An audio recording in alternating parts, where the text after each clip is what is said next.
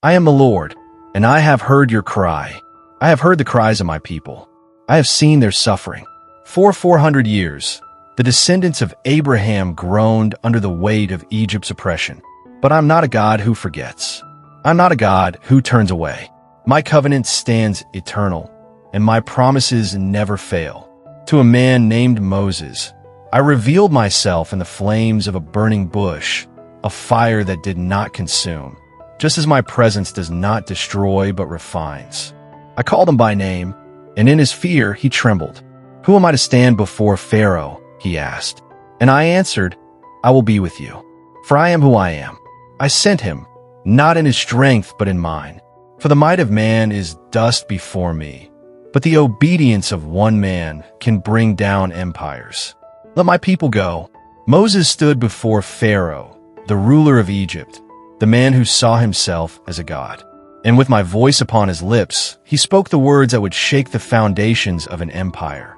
Let my people go. But Pharaoh's heart was hardened.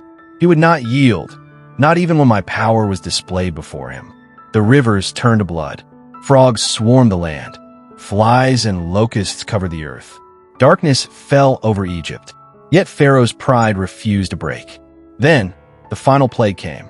The firstborn of every household would perish, unless a sign was seen upon their doorposts, a sign of blood, the blood of an innocent lamb.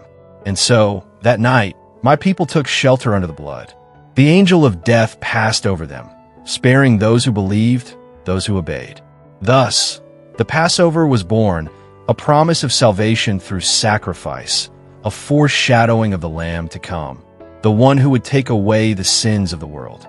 Through the Red Sea, with Pharaoh broken, my people left in haste, their arms full of silver and gold, their hearts full of trembling hope.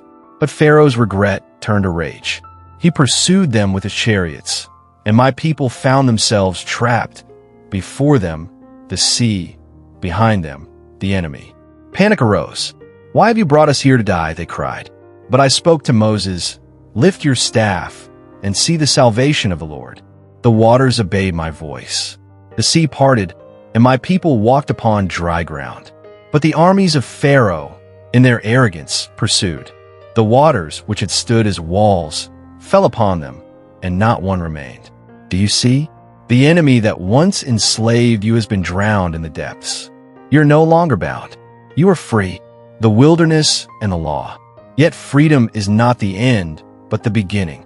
My people rejoiced, but in days their faith wavered. Where is water? Where is food? Has God abandoned us? They asked.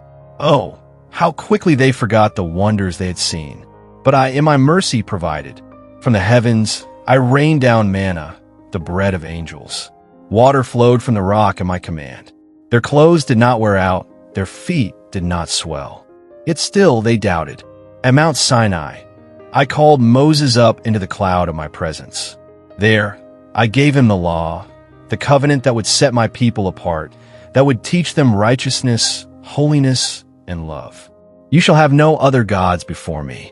You shall not make for yourself an idol. You shall not take my name in vain. And the words were written by my own hand upon stone. But even as I wrote, my people turned away. In their impatience, they made for themselves a golden calf, a false god to worship. In their hearts, they had returned to Egypt, though their feet were set for the promised land.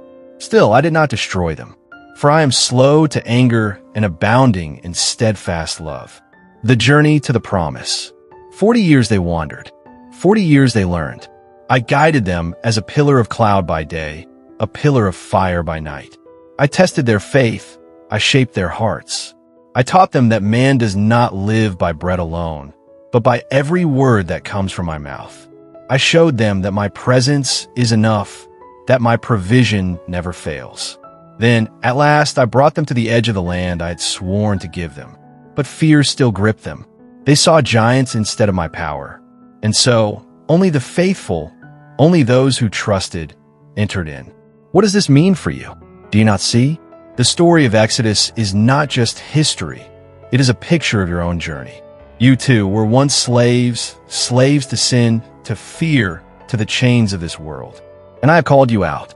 I have sent my deliverer, my son, to lead you from bondage into freedom. Like the Israelites, you have seen my power, my provision. Yet when the trials come, do you not also doubt? Do you not also question whether I am still near? But I tell you this, I have never left you. I have parted the seas before you. I have given you the bread of life. I have written my law upon your heart. And yet, so often, you long for Egypt. You long for what enslaved you. But hear me now, you were not made for slavery. You were made for freedom. And though the journey is long, though the wilderness tests your faith, I am leading you home. Do not fear the giants in the land.